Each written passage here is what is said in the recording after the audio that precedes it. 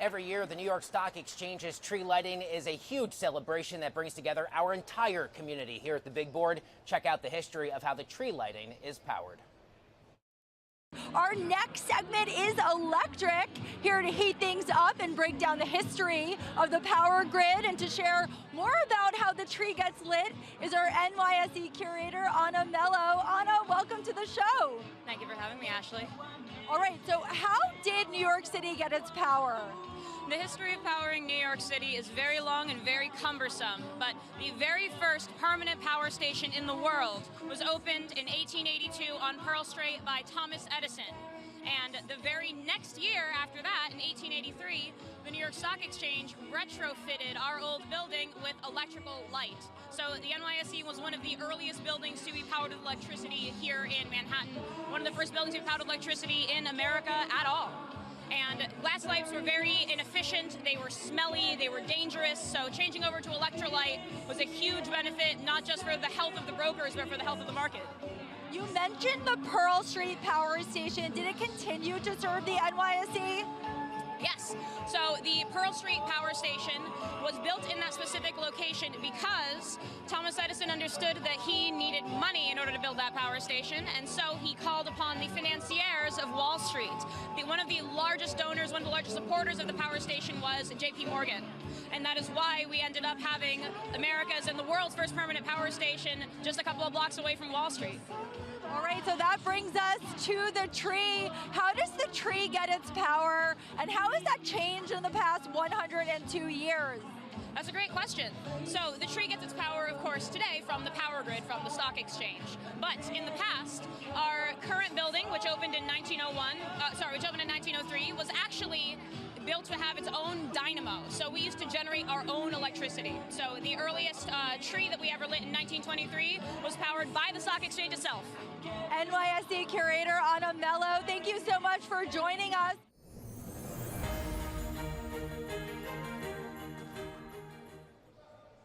I recently had the pleasure of catching up with Keith Dawkins, president of the one and only Harlem Globetrotters, to discuss plans for the team's 100th anniversary tour. Take a look.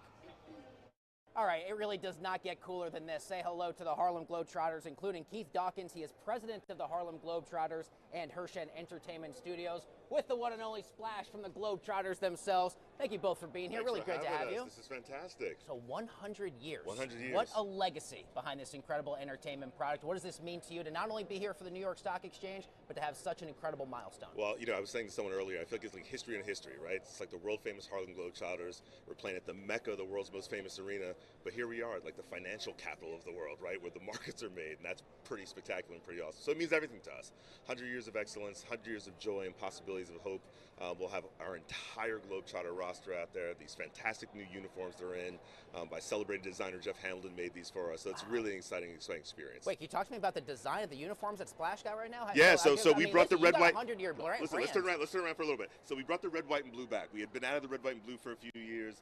New logo, right? 100 years, the 5 stars, the original 5 Globetrotters, the Savoy 5, when Avis Saperstein founded the group back in 1926. Wow. World famous, kind of a nod to, that's what we call ourselves, right? We could travel some 250 tour dates around North America, another 150 tour dates around the rest of planet Earth, right? So, and the red, white, and blue, the stars and stripes, right? I always say to people, if I was the President of the United States, which I wouldn't want to be, my Secretary of State would be the Harlem Globetrotters, because everywhere they show up, people just love them. It's I have a sneaking suspicion you probably like the job you're doing now a little bit more than you would be for president. But what a great partner for MSG. You got the world famous Harlem Globetrotters at the world's most famous arena. What does that partnership look like? It's been great. We were able to get back to the Garden about 3 years ago, and we had an eye towards. We wanted to kick this thing off really in a spectacular way for the 100th anniversary with them. Listen, they've had some of the most iconic events happen there, right?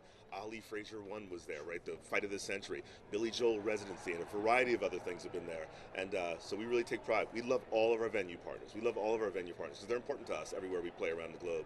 But it's special to be in the Garden, right? And we have a lot of players from the New York area, so they're excited about that. Can you talk to me a bit about inclusion and some of the ways that you and the operation you continue to break barriers 100 years later? What does that look like? And constantly having those conversations as an operation. So you know what's interesting, and that's an important thing for us. I'm glad you asked it, because a lot of people think that, like, oh, it's Steph Curry and Kyrie Irving who are able to do these. I'm like, that wasn't seen in basketball ever. The Globetrotters started that. That blend of sports and entertainment right now that is, when you think about these financial markets, right? It's like the college football playoffs, and that's a $2 billion franchise in terms of that idea, right? And NIL and all those things. That sports as entertainment, the globalization of the sport, merchandise and licensing being a thing that people want to attach themselves to, the first woman being signed to a professional men's team long before the WNBA, right, which expanded the base and the footprint. In a simpler world then, right, but showing up in a multitude of ways, a live tour, a television product, consumer products, all those things, that all started with the Globetrotters. Talk to me a little bit more about the 2026 Global Tour, what people can expect, and some of the places that you and the players are most excited to visit. Listen, we'll be 250 tour dates around North America, so literally everywhere about North America. Across the rest of the globe, you're talking Australia, New Zealand, all throughout Asia, northern part of Africa, all throughout Europe, so there's no place that we don't cover. We're really excited about that.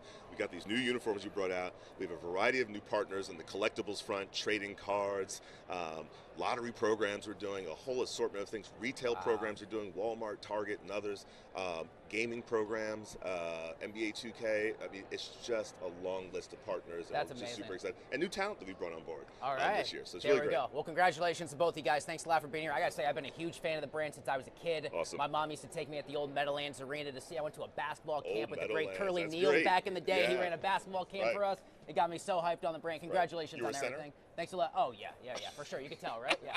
My 5'11" stature. A 5'11" on a good day. Right. Thank you, gentlemen. Thanks, Good to brother. have both of you Thank guys. you. Thanks a lot, Thank you. Splash. Thank What a you. pleasure.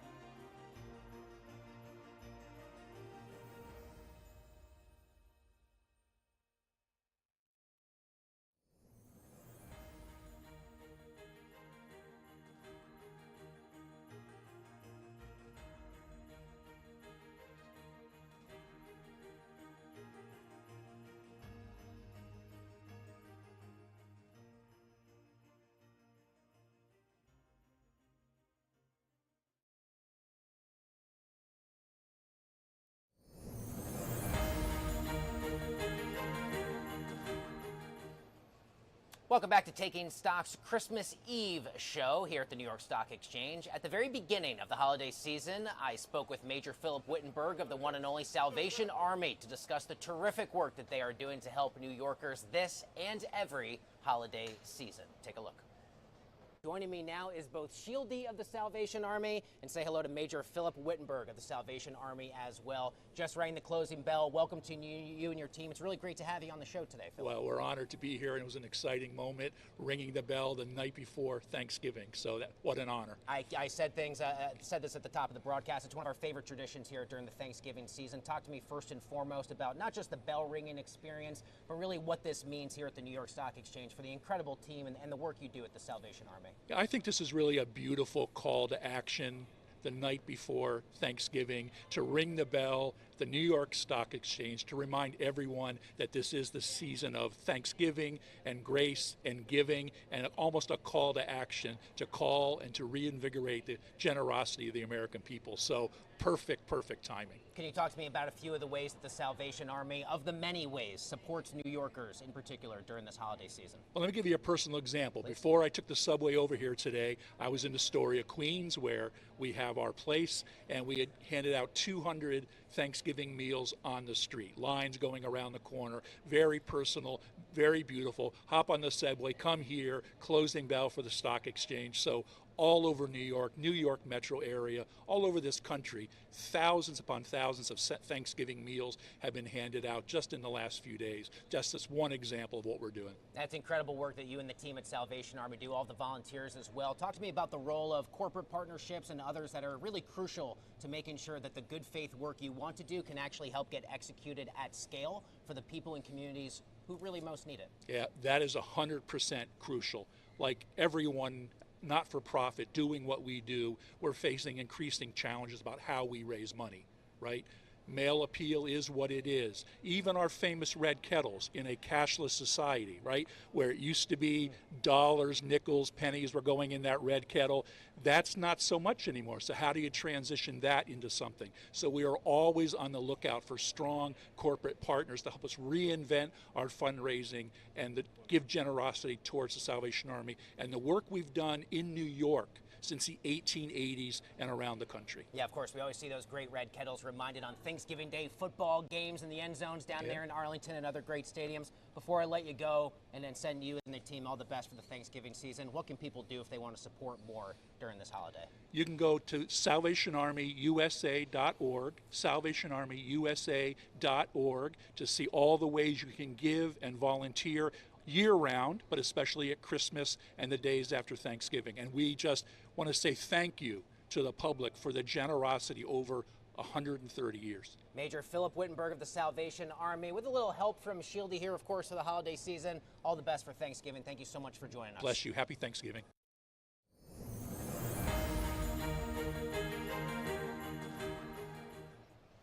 In another one of my favorite interviews that we have done here at the New York Stock Exchange this year, I had the incredible opportunity to chat with FDNY Chief John Esposito, as well as Victor Stagnaro of the National Fallen Firefighters Foundation after they rang the closing bell. Take a look.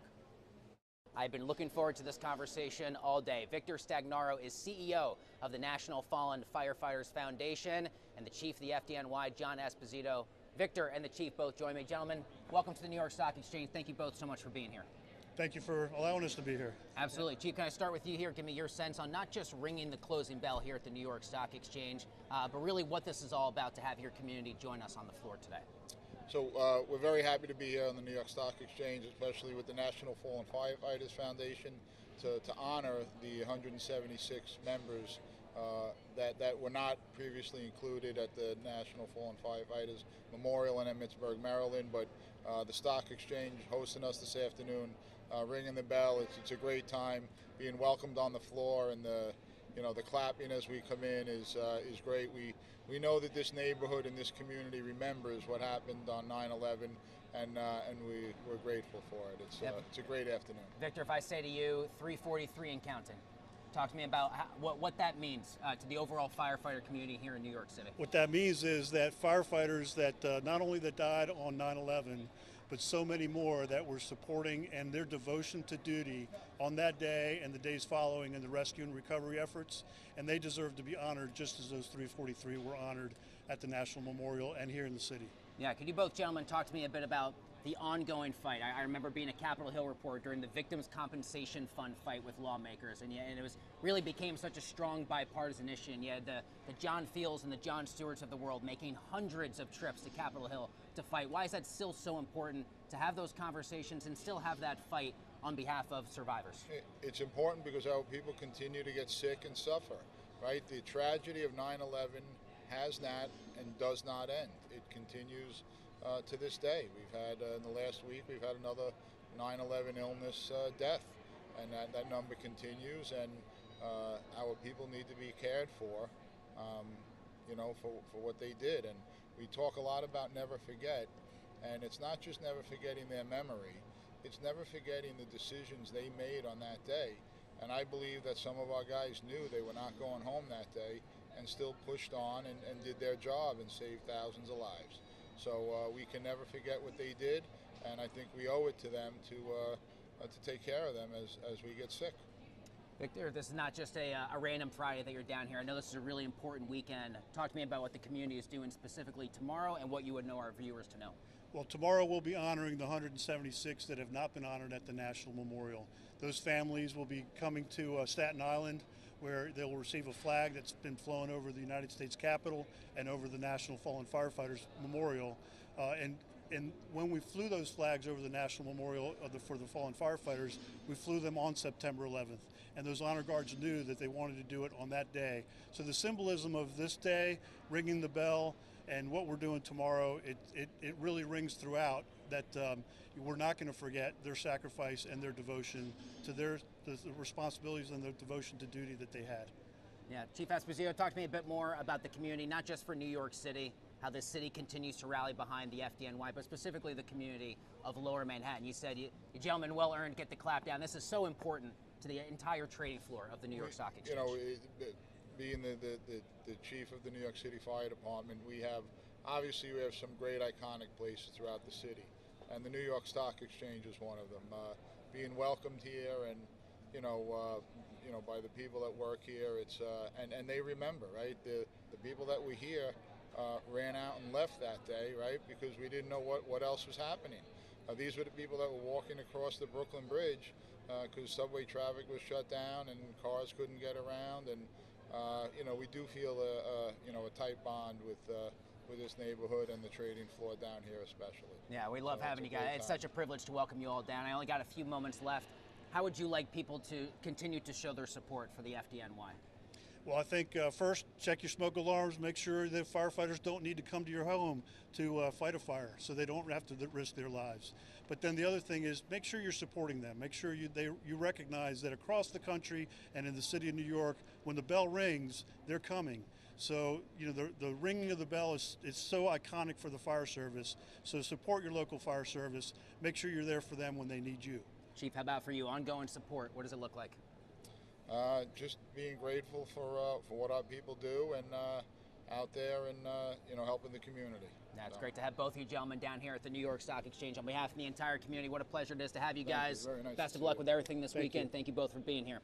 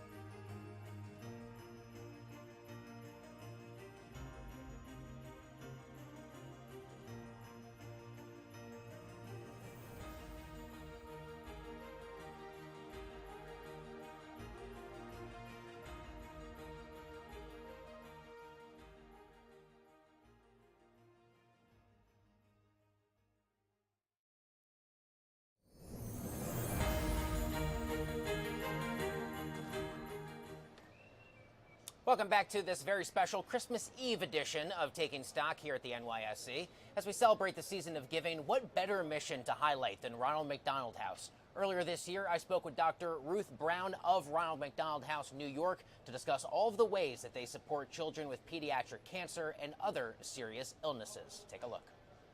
Next week, on September 30th, Ronald McDonald House is set to honor Lynn Martin. She is, of course, the 68th president of this fine institution at its annual gala.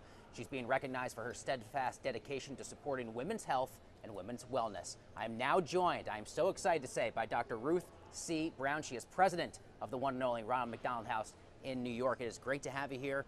Welcome to the New York Stock Exchange and welcome to the show. Thank you so much. I'm so happy to be here. Yeah, first and foremost, can I get your takeaway here from getting to do the bell and recognize everything that's going on with Ronald McDonald House on a special Friday like today? It's an amazing opportunity for Ronald McDonald House to ring the closing bell. We are absolutely aligned in terms of the bell ringing because we celebrate with the bells when the kids who are battling cancer get to ring a bell and say, I'm cancer free, I finished my treatment. And it's a really special, I think, moment for all of us in the NYSC community to have our very own Lynn Martin being honored. Can you talk more about what that means and what people can expect next week on the 30th? Right, so it is our gala for the Ronald McDonald House, and we are so honored to be recognizing Lynn Martin for her amazing leadership for women and women's health and wellness. And this is an opportunity to really recognize somebody who's exemplary in terms of also bringing in others in the fold in support of women's health and wellness, but also in support of Ronald McDonald House, New York. And so it's very special for us to have that opportunity. And all the more better for us here, for myself as a financial journalist. McDonald's is a great NYSC listed company, up a full % on the day, so the stars certainly aligning since it is the fourth Friday of September. This is Go Gold Day. What is it for a bit of an introduction to people who are unfamiliar? Absolutely. So Go Gold Day is part of National Cancer Awareness Month, which is September. And Go Gold Day honors all of the children who are battling cancer. And so we are wearing gold because it's, as a color, it symbolizes resilience and hope and perseverance. And very much that is what our heroes, as we call them, are doing. Yeah, and less than 4% of all federal funding for cancer goes specifically towards child cancer. How important would you say is the philanthropic component to make sure clinical trials can actually happen, can actually become a reality for so many of these children and their families impacted? Right, so for us, our families have been so many places before they even get to us. And whatever they've done hasn't worked, which is why they're coming to one of our centers of excellence here in New York City. And so this opportunity for them is absolutely life-saving. We are supporting our hospital partners to house families and provide them with all of their social needs so they can be attended to that child's health and that journey. What more would you want people to know about the Together in Gold Gala and everything that this month means for Ronald McDonald House and even for you personally? Well, we have several representatives of listed companies who will be honored. Raja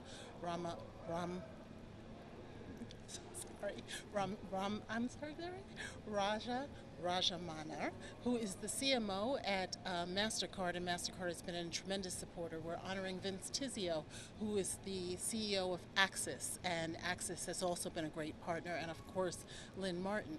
We're also honoring an exemplary, long-time pioneer in the research of pediatric cancer, Dr. Richard O'Reilly from Memorial Sloan Kettering. That's beautiful.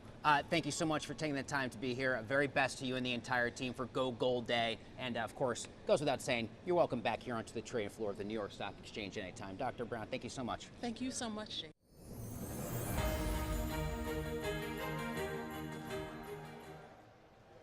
Last but certainly not least, NYSC's Ashley Mastronardi caught up with CEO Sharon Price John of Build-A-Bear last week to discuss all the ways their toys are bringing joy to children all over the world this holiday season. Sharon Price John, CEO and president of Build-A-Bear Workshop. Sharon, a friend of the New York Stock Exchange, Yes. Welcome back. How are you doing? Doing great, thank you. We love the holiday season for obviously not just because it's so festive, but because Build-A-Bear is such a big part of the tradition of Christmas. So we're so happy to be here. How is Build-A-Bear part of that tradition? What do you have planned? Well, one of the things that we've done over the course of years is to try to weave Build-A-Bear into that family experience, because Build-A-Bear Workshop has always been about experience, and so are the holidays. So we have something called Mission, or Merry Mission, where the goal is to make sure that you come to Build-A-Bear in the part of the celebration, not just get Build-A-Bear under the tree, although that's fine, as well as getting those gift cards in your stockings, but having that experience together and building something like a Santa Bear is a lot of fun. And I understand you also have an exciting Hello Kitty partnership. Can you talk more about that? Yes, and we do really, really appreciate our relationship with Sanrio. We've had it for over 20 years. And just recently, almost a year, a little over a year ago now, we opened a Hello Kitty Build-A-Bear and Friends dedicated location in Los Angeles in Westfield Mall. And it was such a success that we're now announced recently on our last earnings call that we would be opening 2 new Hello Kitty locations, one in Mall of America and another in the Dream. And you've been at the helm of Build-A-Bear for over a decade. You've gone through pandemic shifts, inflation, and now tariff uncertainty. How are you navigating all of these different, headwinds? Well, one of the things that's really, part of the management of a publicly traded company is that you're always going to have some challenges, and Build-A-Bear was in a turnaround when I first got there about 12 and a half, almost 13 years ago.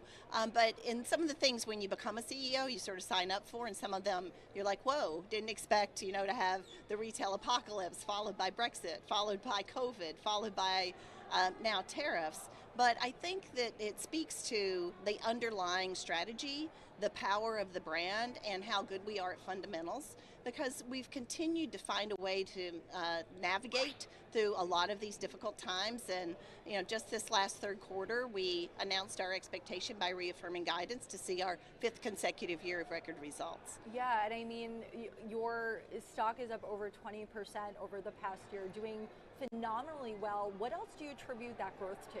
Well, a lot of the strategies that we've executed, which I alluded to, that part of its strategy and part of its management, skillful management, and a focus on delivering value to our shareholders, is that we've really pushed into the international markets in the last few years. So we're now in 33 countries. And that's been through a combination of a number of different new business models, including something we call partner operated. And we're just now reopening in Europe for the first time in many, many years, including Germany, which was one of our larger markets back when we had a franchise relationship there. So we're really excited about the runway on the international front. Great. Sharon Price John, CEO and President of Build-A-Bear and Friends. Thank you so much for joining us at the New York Stock Exchange for the holiday season. Thank you. We're so glad to be here again. So happy to see you. Happy holidays.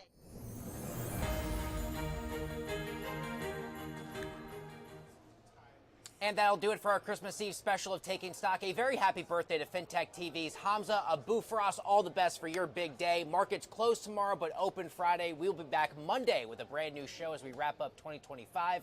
Wishing you all the best for a very Merry Christmas, and we will see you then. Woo! Yeah.